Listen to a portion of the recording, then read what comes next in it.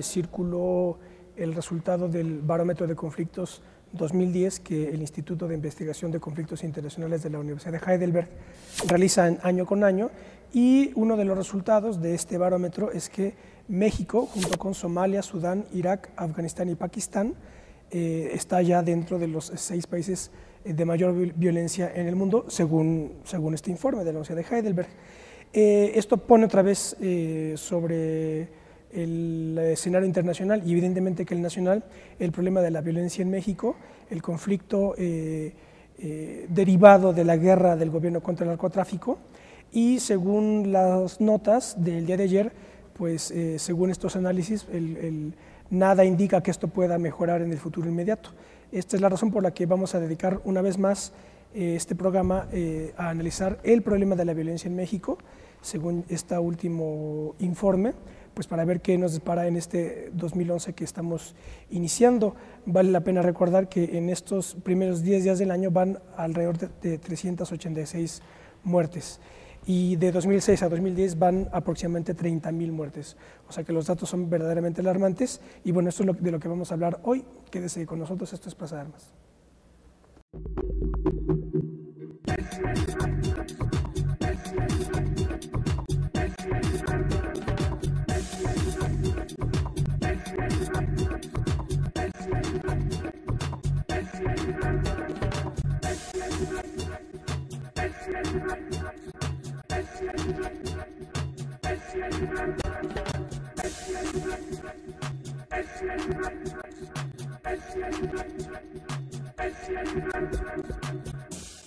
Hola, ¿qué tal? Qué bueno que están en otro debate de Plaza de Armas, aquí por Capital 21. Les recuerdo nuestra página propia, www.plazadearmas.tv, y nuestro correo plazadearmas21@gmail.com.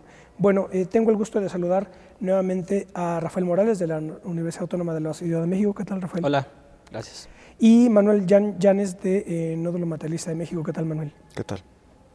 Bueno, pues ya les digo, hemos realizado ya nosotros en otras ocasiones 2 o 3 programas sobre este problema.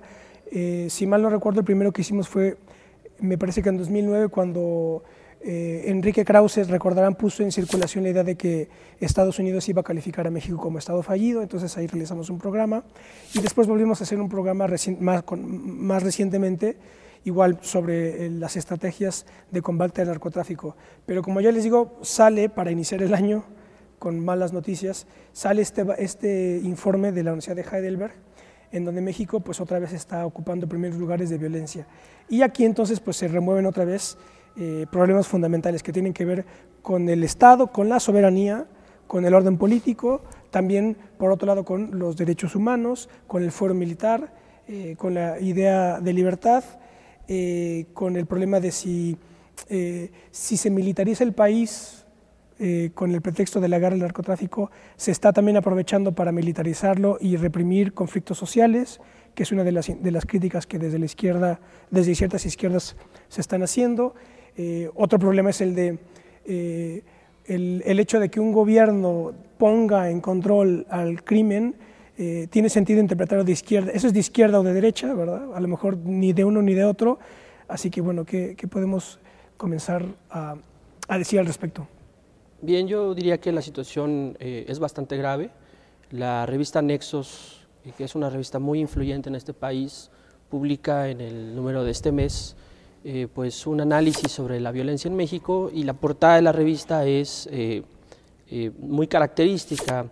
Retrata, creo yo, de manera muy fiel la situación del país, porque se presenta una gráfica donde se muestran los índices de violencia, de homicidio, y en el año 2009 se nota cómo se dispara esta tendencia, y en la cúspide de esta gráfica aparece una bala, retratando efectivamente que va para arriba, ¿no? Entonces, en el momento en que esta revista pues decide poner como su portada esta imagen, pues me parece que están también asumiendo que el problema está completamente desbordado, y de alguna manera pues nos obliga a que mantengamos el tema, como bien lo dices, y que tratemos de revisar a mediano plazo pues cuáles son las perspectivas que tenemos, porque Si bien en este momento podemos discutir sobre los índices y sobre el aumento o no de la violencia, lo cierto es que esta es una consecuencia de problemas estructurales o institucionales, como se le puede llamar en la ciencia política, que vienen de tiempo atrás. Y uno de ellos, yo empezaría por mencionar rápidamente, pues es la falta de la vigencia del Estado de Derecho. En México, como bien se sabe, pues las leyes no se cumplen, y en esa medida pues es imposible poder procesar a un capo o a un vendedor de droga, porque tienen la posibilidad pues de librar cualquier orden de aprehensión. De entrada, así es muy difícil y muy complicado poder, digamos, enderezar una estrategia que trate pues de empezar a tratar el problema en por lo menos la dimensión jurídico-procesal, ¿no? Manuel, tú radicas temporalmente en Barcelona. Sí. Cuéntanos un poco qué cobertura mediática se le da, por ejemplo, en España o en Barcelona a lo que está pasando en México. Pues es una cobertura bastante amplia en realidad. Es distinta que la que seguramente se da aquí, ¿verdad? Me imagino, no sé. Sí, se parece a la cobertura mexicana periodística en el sentido de que también se comparte la idea de que ha sido un fracaso la llamada guerra contra el narcotráfico.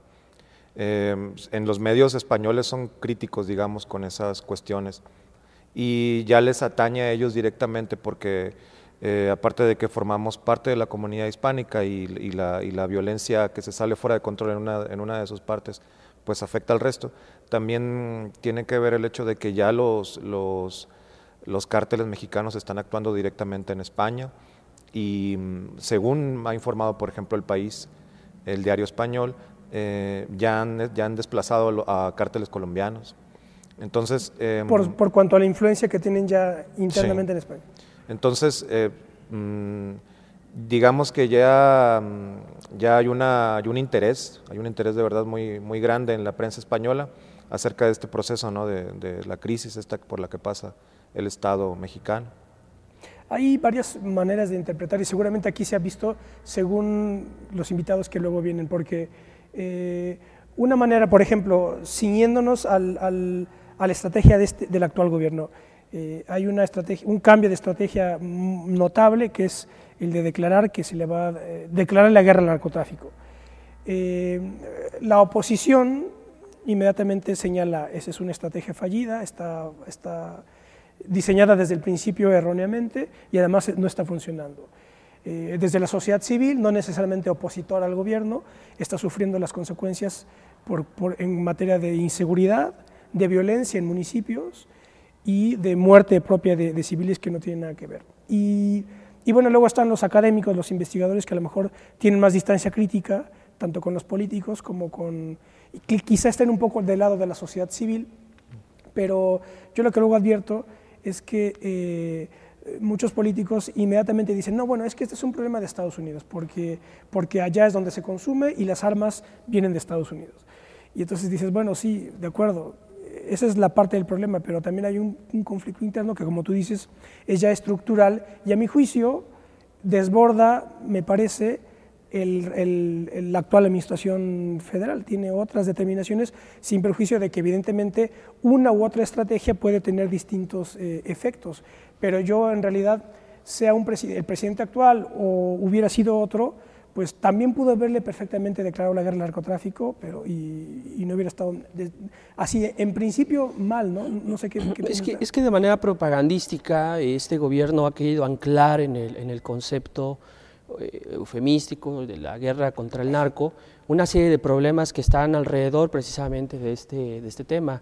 En estricto sentido, las actividades de los grupos que trafican con la droga pues tiene que ver, hay una serie de actividades que están relacionadas, no solamente es el tráfico, es el lavado de dinero, en fin, hay alrededor de unos 25 o 30 delitos que están alrededor del secuestro, en fin, trata de blancas, etcétera.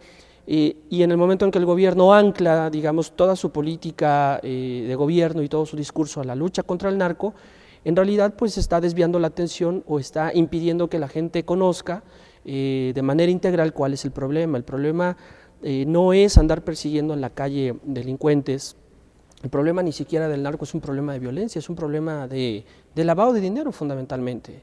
Entonces, en México se lavan miles de millones de dólares y en ese sentido hay un trabajo muy pobre porque en la medida en que el gobierno no ataque los bienes patrimoniales de los narcotraficantes y de estas organizaciones, que en sí son organizaciones empresariales como tal, tienen estas estructuras, pues en esa medida no importa cuántos narcotraficantes sean abatidos en combate, en el frente, en alguna plaza, etcétera, si no se toca esa estructura patrimonial, podrán seguirse viendo muchos muertos y bajas, inclusive civiles, pero yo creo que en específico esa estrategia de combatir a los delincuentes en las calles es una estrategia equivocada.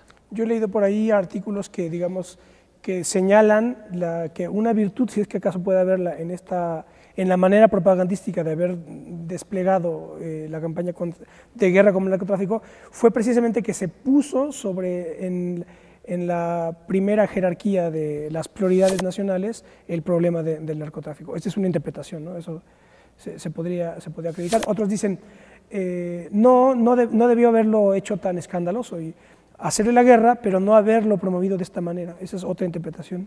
Yo no sé digamos, por principio yo no veo mal que el gobierno trate de tomar el control en materia de violencia, es decir, porque lo que me parece es que los cárteles, cuando están peleándose por plazas o por canales de distribución, tienen tal capacidad ya bélica, de armamento, quiero decir, que los conflictos entre ellos ya ponen en riesgo la propia seguridad de regiones enteras. Y entonces ahí sí no hay otra más que enfrentarle con más fuerza que la que tiene que tener el Estado. Por eso yo no critico por principio la guerra en ese sentido. Pero también evidentemente que hay que articularla con estrategias de inteligencia financiera, etc. No sé qué...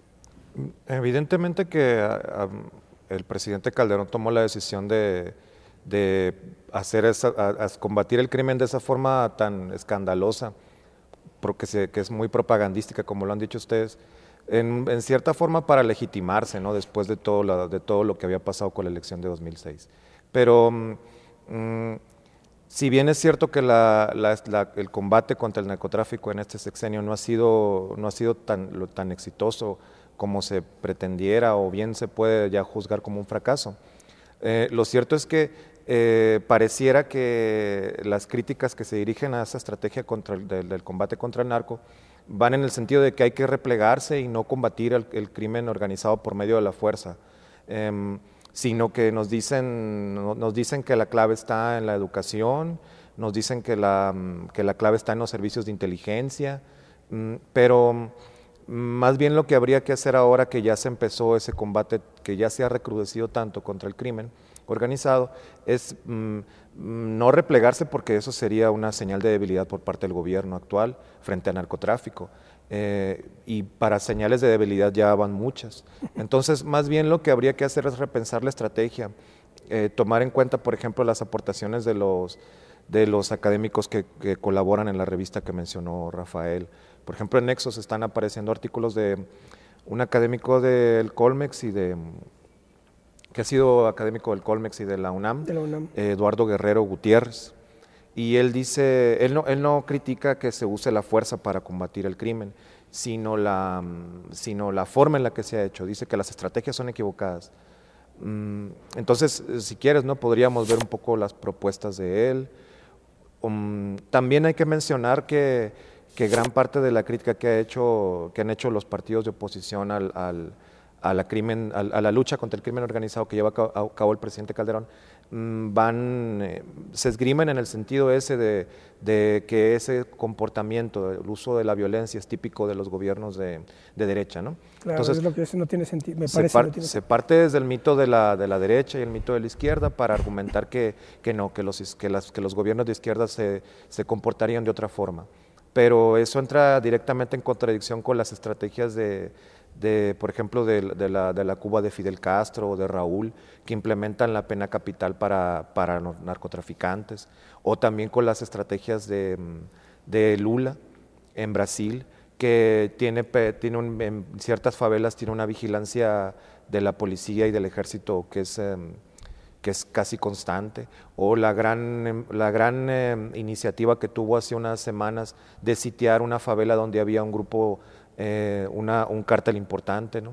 Que fue una lucha cruenta y duradera durante varios días, ¿no? Sí, sí. Entonces, ese tipo de cosas entran directamente en contradicción con las críticas que se le hacen a Calderón, ¿no? Sin perjuicio de que se haya equivocado él al juzgar a su enemigo y al momento de tratar de combatirlo. Yo insistiría en el punto de la estrategia del presidente. Creo que sí es importante dejar en claro lo que tú mencionas, que el Estado no puede rehuir al uso de la violencia. Claro. Es el medio que lo caracteriza históricamente, y además la Constitución reconoce este uso. Y esto sea monárquico, de derecha, de izquierda, lo No que importa, sea, ¿no? con independencia de eso. Exacto, exacto. Ahora bien, el punto no es, creo yo, si se usa o no la violencia, sino más bien quién la usa y cómo se usa. Y creo que el ejército está entrenado para el combate con otra nación. En una declaración creo que poco afortunada del secretario de la Defensa, él dijo que el ejército estaba entrenado para matar. Y cuando el ejército menciona eso, lo que dice, palabras más, palabras menos, es que no habrá ningún cuidado en los derechos humanos, o en lo que se conoce también como las consecuencias colaterales, ¿no? O los efectos colaterales que supone siempre un combate, ¿no? El asunto es, y esto es lo que me parece muy grave, que se combate justamente a un grupo de criminales o a grupos de criminales por fuera de la ley. En Ciudad Juárez prácticamente todos están fuera de la ley. Los grupos criminales, la policía, el ejército, cuando se presentan ejecuciones extrajudiciales. Sí, dice Guerrero, perdón, nada más para sí. apuntalar, de que Guerrero precisamente habla de más o menos 500 pandillas que están en Ciudad Juárez, que son las que son como la base de reclutamiento, bueno, la articulación de toda la... Sí. Que tienen a Ciudad Juárez como el municipio más violento del país. ¿Y qué podríamos decir de un grupo de empresarios que tiene a su servicio guardias que también pueden brindarles protección o comprar protección a un grupo criminal o a un cártel? En realidad, creo que el problema más grave en el que estamos metidos es precisamente eso, que en esta lucha y en este combate las soluciones están por fuera del marco constitucional, y sin embargo el presidente no ha querido entrar al debate. ¿Cómo que están fuera del marco constitucional? Sí, claro, es decir, cuando se combate a un grupo de criminales, estos criminales pueden morir en el enfrentamiento, pero no son presentados ante un juez. Son ejecuciones según la declaración del secretario de Defensa. Según lo que sucede cuando en un retén los miembros del ejército disparan contra una familia porque ésta no se detuvo a tiempo, bueno, lo que tenemos ahí pues es un crimen. Claro. Esa es, digamos, una... Sí, no hay causus belli ahí, ¿no? Es una parte muy complicada. Entonces, no hay una discusión sobre la suspensión de las garantías individuales, no hay una suspensión sobre la desaparición de poderes en términos de las facultades que tiene el Senado para dejar de reconocer poderes constituidos en un Estado, sí, estado de excepción. Un estado de excepción, etcétera. No se reconocen estas facultades extraconstitucionales, digamos, pero por otro lado se está actuando completamente fuera de la ley en muchos aspectos. Esto implica que se tendría que respaldar una de las perspectivas o de los postulados que están siendo esgrimidos, que es la de desaparecer el fuero militar.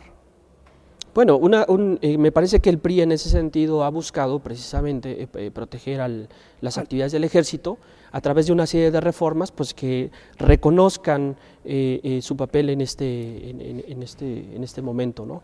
En el caso del fuero creo que es un asunto mucho más complicado. Sí, yo creo que se está manejando desde un simplismo excesivo, me parece. Sí, ¿no? Sin embargo, creo que es una discusión que no se ha desarrollado del todo, ¿no? Sí, por ejemplo, Eduardo Guerrero dice que ya para entrar así en concreto con estas estrategias, ¿no? Y las soluciones que él propone, ¿no? Dice, no, es que el Estado mexicano lo que hace actualmente es hacer un arresto espectacular de un capo, publicitarlo en los medios, sí. Y luego a veces extraditarlo, ¿no? Lo encarcelan en una cárcel de máxima seguridad y ahí lo tienen. En cambio, dice, por ejemplo, en Estados Unidos lo que hacen es, en contraste con eso, es que, dice, da un ejemplo, hace unos meses, dice, hubo un operativo simultáneo en 16 estados de Norteamérica, y en el que se arrestó a más de 400 personas, ¿no? Sí, y sin demasiada exposición mediática. Sin demasiada exposición mediática, asegurándose de que se enteraran las personas que a ellos les interesaba. Claro. Vamos a hacer un corte, Manuel, y volvemos con esto que estás comentando. No se vayan, estamos hablando sobre el problema de la violencia en el país.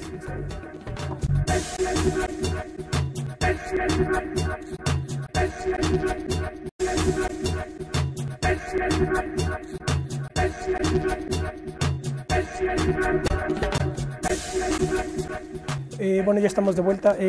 Estamos hablando sobre el problema de la violencia en México, sobre todo a la luz de, no porque sea nuevo, pero con el pretexto de un informe puesto en circulación por el Instituto de Investigación de Conflictos Internacionales de la Universidad de Heidelberg en Alemania, Barómetro de Conflictos 2010, y ahí México aparece otra vez en los primeros lugares de los países más conflictivos del mundo, del lado de Somalia, Sudán, Irak, Afganistán y Pakistán.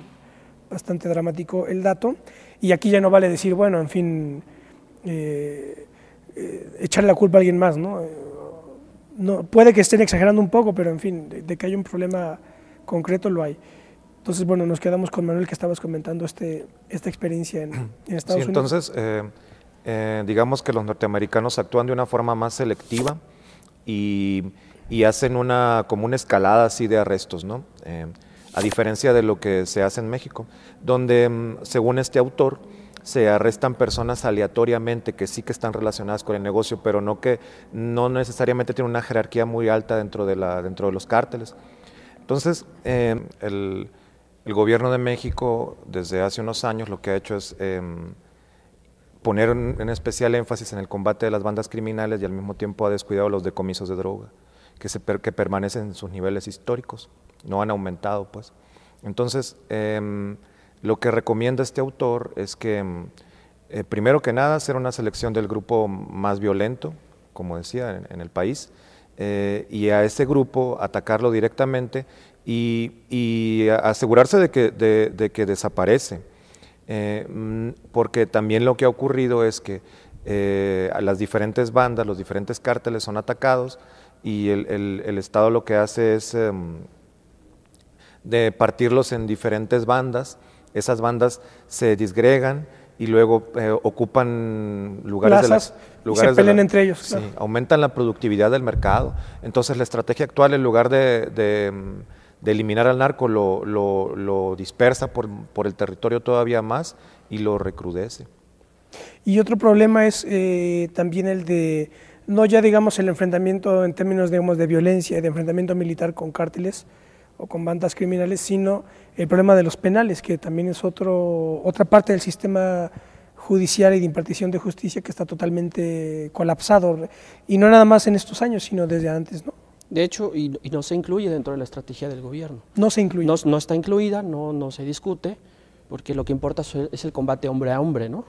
Es la eliminación física de los enemigos del Estado, no delincuentes, sino enemigos del Estado, que cuando tienen la suerte de ser capturados y ser enviados a un penal, efectivamente se encuentran con un sistema que ya no sirve, que no opera. El caso de Tamaulipas me parece que es impresionante. El año pasado se fugaron más de un centenar de reos que salieron caminando por su propio pie sin que nadie los molestara, ¿no? Hasta el día de hoy creo que sigue desaparecido el director del penal, ya fueron procesados también algunos policías que trabajan dentro de este centro penitenciario, pero esto no es nuevo en Tamaulipas y tampoco es nuevo en otros penales del país.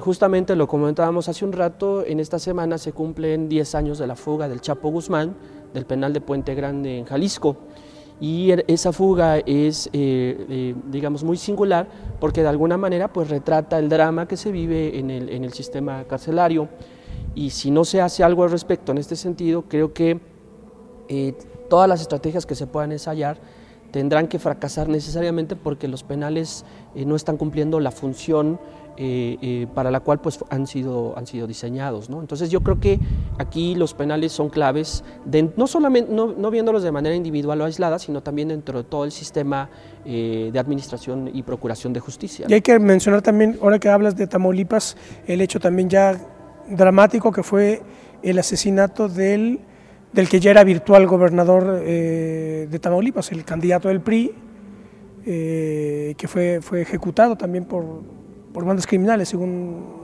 Así es, perdón que me extienda, pero creo que esa es la otra parte de toda esta discusión que no se ha tratado de manera suficiente. Hasta hace algunos años la clase política estaba muy tranquila porque ellos no eran de alguna manera... no eran tocados. No eran tocados, etcétera, pero creo que ahora sí la clase política está temerosa de ser afectada, porque ya se vio no solamente con este candidato a la gubernatura de sino Tamaulipas, alcaldes sobre todo, muchos políticos han sido extorsionados, han sufrido secuestros, etcétera. Y lo paradójico es que en buena medida el poder de los cárteles también deviene de ciertos acuerdos con sectores de la clase política. Para muchos especialistas como Edgardo Buscaglia, la gran estrategia para desmantelar a los grupos criminales es también pues tocar sus vinculaciones con los grupos políticos, y en este sentido me parece que es una tarea pendiente, es una tarea titánica, que no se reduce, digamos, a unos cuantos casos aislados. Yo creo que ya hay una relación estructural entre una parte de la clase política con los grupos del narcotráfico. Un caso interesante aquí para mirarlo y además como espejo, negro, lo más negro posible, es el caso de Pablo Escobar en Colombia, porque según alguna información que he tenido, lo que sucedía, Pablo Escobar me parece que era el cártel de Medellín, ¿cierto? Así es. Entonces, él inicia en Medellín con sus actividades, pero después él entra político y de hecho llegó al Congreso. Él era diputado, me parece que del Partido Liberal, que había formado Carlos Galán y alguien más, que no recuerdo ahora. Entonces, Pablo Escobar llegó como diputado al Congreso y de hecho tenía aspiraciones presidenciales. Y de hecho él empezó a financiar y apoyar a este partido, el de Carlos Galán y el otro político que no recuerdo su nombre. Cuando estos políticos se dieron cuenta quién era el que financiaba tantas campañas y le empezaron a tomar distancia, y ahí fue cuando, digamos, Pablo Escobar se enfrenta con ellos, y de hecho él manda a matar a los dos, tanto al del nombre que no recuerdo y a Carlos Galán.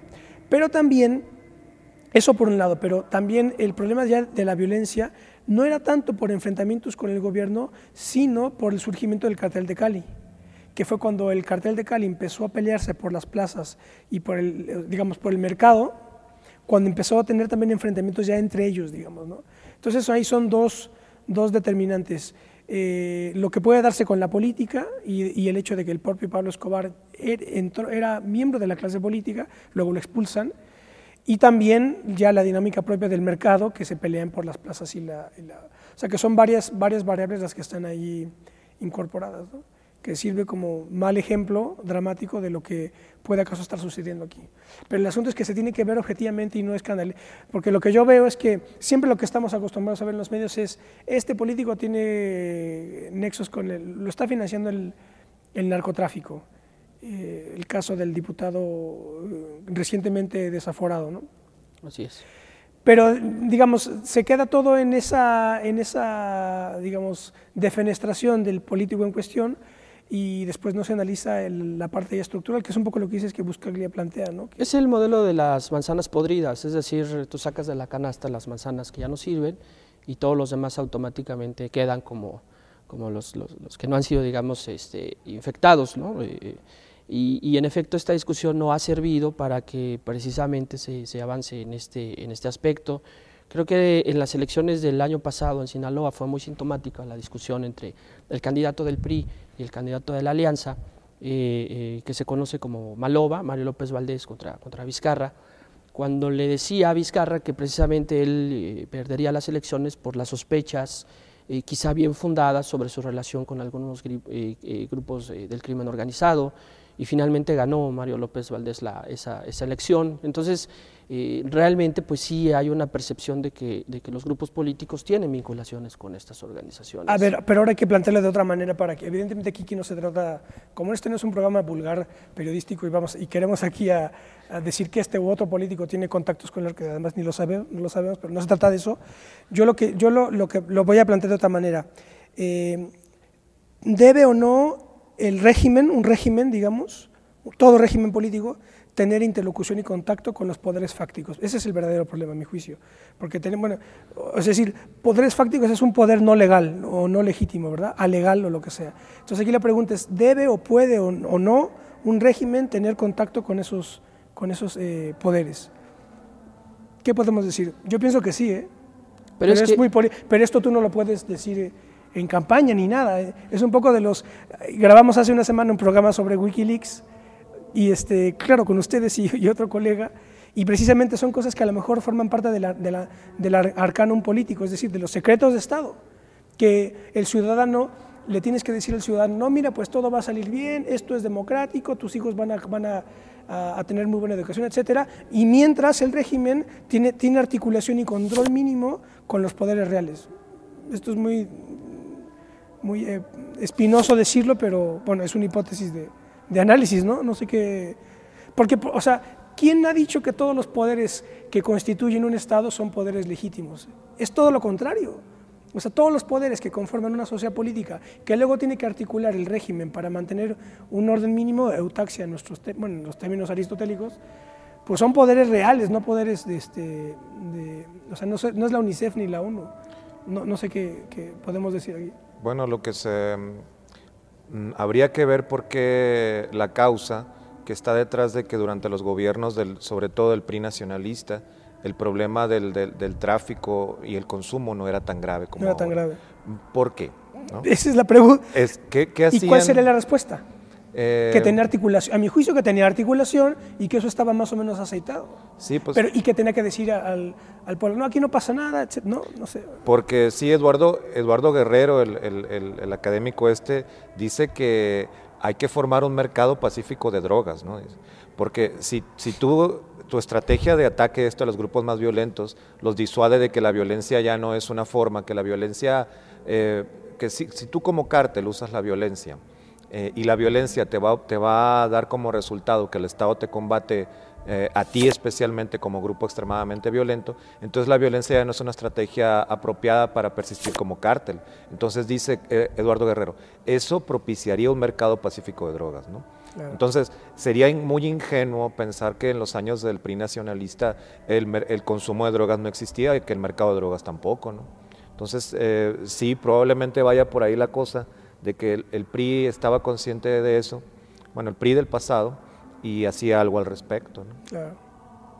Sí, quizá el punto está en que el mercado se desordenó, precisamente como ustedes lo mencionaban, cuando el gobierno atacaba a una banda y no se encargaba de eliminarla o de controlarla en su totalidad, lo que tenías entonces era el surgimiento de una mini banda o de que el subalterno inmediatamente se volvía a reagrupar y entonces se disputaba la plaza con sus antiguos jefes. Entonces lo que tenemos es un mercado ahorita completamente descompuesto y en términos económicos pues sí sería importante tener un oligopolio, a tener realmente una competencia que no tiene orden ni concierto desde ese punto de vista, ¿no?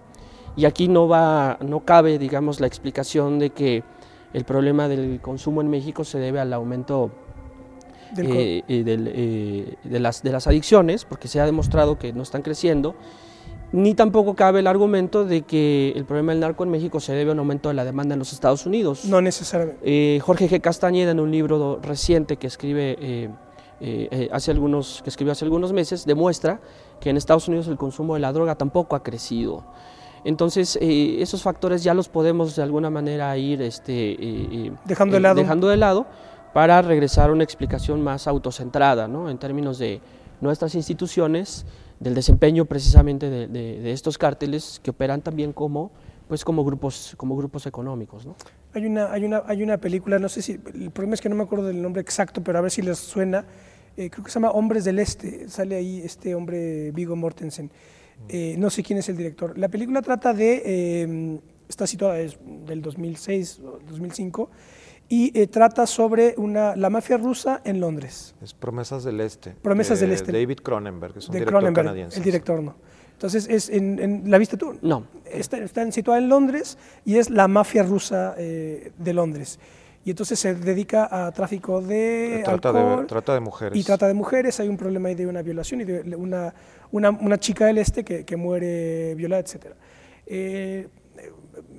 Prácticamente toda la mitad de la película, bueno, entonces este hombre, el personaje, Viggo Mortensen, es el chofer del capo de la mafia rusa, y evidentemente se esconden en un restaurante de comida rusa, estrategia típica, ¿no? Como las pizzerías de Nueva York italianas. Entonces, este hombre, Viggo Mortensen, no recuerdo el nombre del personaje, llamémoslo así, es el chofer del capo de la mafia, y por ahí de la mitad de la película te enteras que tiene una reunión con un tipo y que resulta ser que este hombre es de la Scotland Yard o es del gobierno. Es decir, ahí te enteras que el chofer está infiltrado en la mafia, ¿no?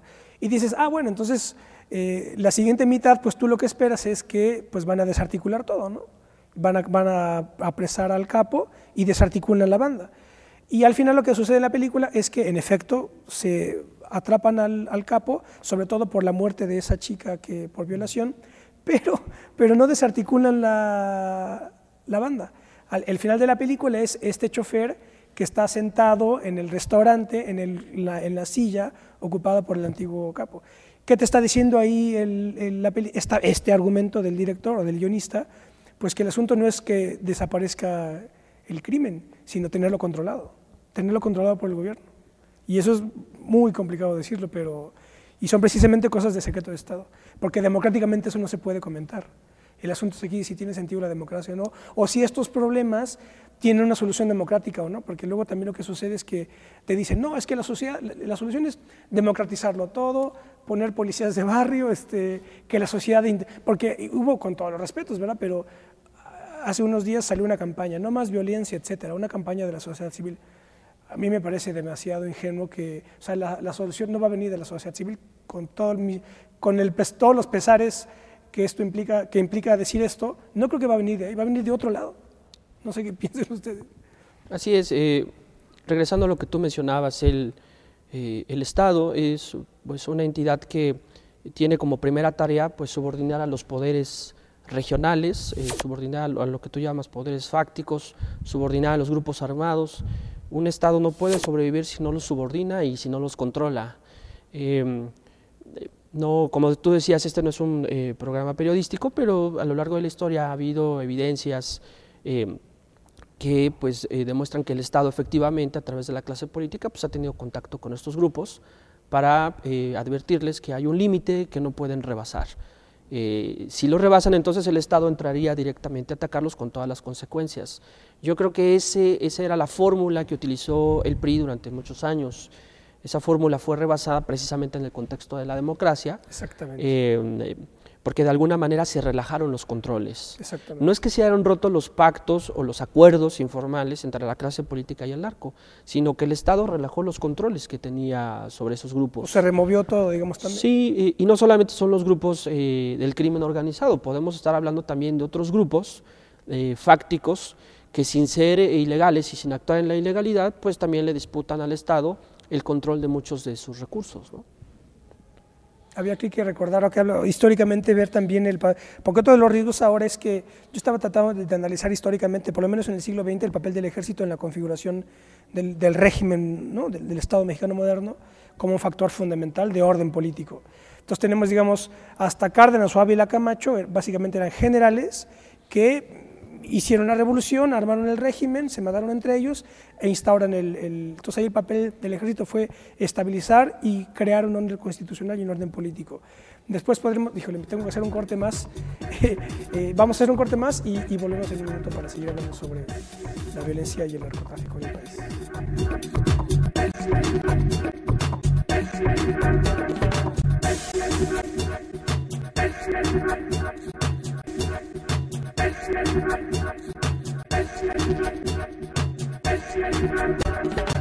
Bueno, ya estamos de vuelta, estamos conversando sobre la violencia y el problema del descontrol que se tiene ya del crimen organizado, del narcotráfico. Fundamentalmente estaba nada más recordando digamos, el papel que más o menos se podría esbozar del ejército en la organización del Estado mexicano.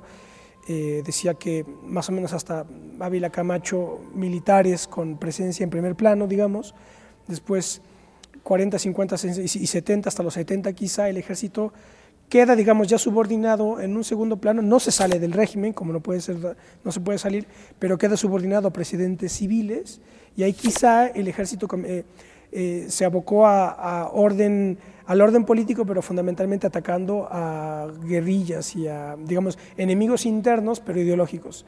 Y de los 80 para acá, el papel del ejército, al margen, bueno, del EZLN y del EPR, digamos, que siguen ahí como enemigos ideológicos desde la perspectiva del ejército, está este nuevo enemigo interno que ya es el narcotráfico, ¿no? Y comentábamos en el corte que en el momento en el que se le ocurra a un cártel citar a Lenin o a Marx, entonces la cosa se pondría ya... Se pondría muy difícil. Y qué bueno que Manuel lo recuerda, porque en el caso de la familia de Michoacán, la familia pues es un grupo de narcotraficantes asentado en ese estado del país, pues precisamente han podido construir esta estructura en la entidad a partir justamente de un discurso muy extraño. Es como una mezcla de un discurso cristiano que tiene algunas tendencias hacia hacerle reclamos, digamos, al Estado por su ineficacia, ¿no? Para tratar de proveer de los bienes públicos. ¿Qué es lo que dice el EZ también? El EZ dice, EZLN, el Estado neoliberal no sirve para nada, nosotros vamos a resolver nuestro autogobierno, autonomía, pero eso lo puede decir la familia. Sí, la familia lo que está diciendo es que ellos tienen toda la... digamos, todo el argumento moral para seguir existiendo y operando, porque son digamos, una fuerza que puede proteger a la sociedad michoacana del peligro de otros grupos criminales, y por lo tanto ellos pueden proteger a las familias michoacanas de esa amenaza, lo cual suena absolutamente absurdo porque ellos mismos están actuando al margen de la ley y utilizarán la violencia cuando sea necesaria. Ahora, creo que este discurso tomó más fuerza por parte de esta organización con el bombazo de Michoacán en Morelia, del Año Nuevo. El 15 de septiembre, sí. El 15 de septiembre, que es cuando ya pasamos a otro nivel de la discusión, porque en México no se habían presentado lo que se conoce ahora como actos narcoatentados, ¿no? Para decirlo así, que van dirigidos específicamente a la población civil. Entonces, yo creo que aquí sí tenemos una situación ya muy grave y muy delicada, porque no es lo mismo tener un grupo de criminales que lo que quieren es mantener el negocio, a tener ya un grupo organizado que tiene una ideología que la promueve y además, por si fuera poco, que la mezcla con cuestiones cristianas o religiosas, lo cual pues desde luego pues, le da una fuerza superior respecto de los otros cárteles. Porque luego tiene apoyo popular, ¿no? Y la consecuencia es esa, ¿no? Otra vez lo de Pablo Escobar. Pablo Escobar, de hecho, hay una película que recomiendo que se llama, creo que Los errores de mi padre, que es un documental argentino que hicieron, que le hacen una entrevista al hijo de Pablo Escobar, que está exiliado en Argentina precisamente. Y ahí cuenta él toda la historia de Pablo Escobar. Y ahí en esa película muestran cómo Pablo Escobar se identificaba con Robin Hood. Él decía, yo soy Robin Hood. Y en efecto, dice, todo lo que el gobierno no hace, yo lo hago. Y entonces muestran imágenes de ciudades perdidas, llega Pablo Escobar y se convierten en multifamiliares construidos por él, ¿no? Canchas de fútbol, canchas de béisbol, era el héroe del pueblo. Y cuando murió, todo el mundo lo quería tocar como si fuera un santo. Entonces está complicado. Sí, y el problema es otra vez la pusilanimidad de la clase política, que, digo, hablando de manera general, no todos, ¿verdad?, que no resuelven los problemas, ¿no? Sí, Manuel. Sí, iba a decir que ese es otro problema, precisamente la complicidad objetiva de gran parte de la sociedad. ¿Por qué? Porque el narco hace obra pública, el narco actúa como un benefactor, y estas declaraciones, por ejemplo, de la familia nos vienen a recordar que la moral remite al gremio, no comúnmente como se piensa, ¿no? Que la moral entra directamente con la ética, ¿no? La moral de la familia entra directamente con la persistencia de los cuerpos, de los seres humanos, ¿no? Entonces, eso agrava todavía más el problema, ¿no? Claro. Los informes dicen que no necesariamente esto va para mejor, o sea que está esto complicado porque evidentemente ya se dibuja un horizonte que va a desbordar cuestiones seccionales. Porque aquí la pregunta sería ¿qué habría que hacer? ¿Esto tiene una solución de cambio de gobierno, de cambio de partido en el poder, si llega otra opción, por ejemplo, de izquierda al gobierno, ¿qué estrategia haría? ¿Qué se puede hacer? ¿Qué no se puede hacer? ¿Cuáles son los límites? Estamos en un horizonte de disolución, porque no recuerdo aquí qué documento leí, que no recuerdo quién es, creo que Patrick Buchanan, no sé, un senador norteamericano que comentaba, en el momento en el que el conflicto de Medio Oriente más o menos se estabilice y regresemos tropas, inmediatamente las vamos a desplegar en la frontera sur de Estados Unidos, o sea que el siguiente problema de seguridad nacional de Estados Unidos va a ser este. Y entonces ahí el asunto es que pues, la soberanía nacional está otra vez en riesgo, si no es que ya está totalmente diluida. Entonces aquí, ¿qué escenarios puede haber? Porque esto no o sea, en 2012 esto no necesariamente va a empezar a mejorar, o sí, no sé. Yo pondría solo un punto, digamos, en esto que tú tocas. En México se lanzó una iniciativa muy ambiciosa que se le llamó Reforma al Poder Judicial y que tenía como principal atractivo la conversión del sistema de administración de justicia de los juicios, digamos, escritos a juicios orales. Hace algunos meses el Poder Ejecutivo dio a conocer una cifra muy desalentadora porque mencionaba que esta reforma para avanzar digamos, en la emergencia de los juicios orales pues va muy lenta, que realmente no se ha podido avanzar lo suficiente. ¿Pero cuál sería la virtud claro, volver más eficiente a los tribunales y a los ministerios públicos. En el momento en que nuestro derecho escrito se traduce en toneladas y toneladas de papel, pues da pie para la corrupción, para la extorsión, para la ineficiencia, y esta era una de las medidas, más aparte pues la profesionalización de los jueces, etcétera. Esta reforma y su implementación ha costado muchos millones de pesos y sin embargo no ha avanzado lo suficiente. Yo creo que en el mediano plazo vamos a seguir con este problema porque uno de las causas por las que se presenta esta violencia desbordada es porque no hay una vigencia del Estado de Derecho. Yo creo que ese es el gran reto del Estado mexicano, no como la solución, como la única solución al problema, pero sí creo yo que es por donde podríamos empezar a resolver esto. ¿La alternativa de legalizar tiene sentido o no? No sé. Pues eso a mí me parece sumamente problemático, precisamente porque en los países donde hay unas ciertas cuotas de legalidad para el consumo de drogas, los gobiernos siempre incurren en contradicciones, ¿no? En la medida en que por ejemplo en Holanda, ¿no? Que es legal consumirla en ciertos lugares, pero esos lugares consiguen la droga por medio del tráfico ilegal. Entonces, en la medida en que el gobierno quiera asumir esas contradicciones, la legalización de la droga es una vía, ¿no? Lo que pasa es que yo precisamente lo que digo es que si hay alguien, ahora sí que si hay alguien que tiene que asumir las contradicciones es el Estado. Sí. Es precisamente lo que digo. Yo creo que Hegel lo dice, el único que puede mirar la muerte sin inmutarse es el Estado.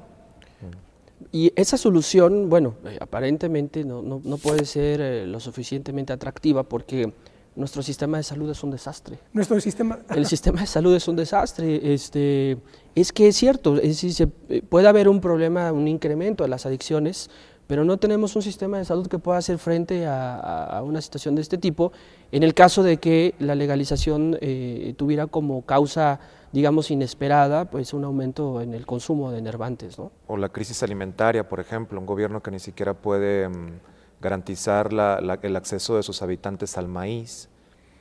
¿Cómo entraría ahora a afrontar eso? Pues? Hay unas taras ancestrales en este país que hay que solucionar antes de pensar en la legalización, claro. ¿No?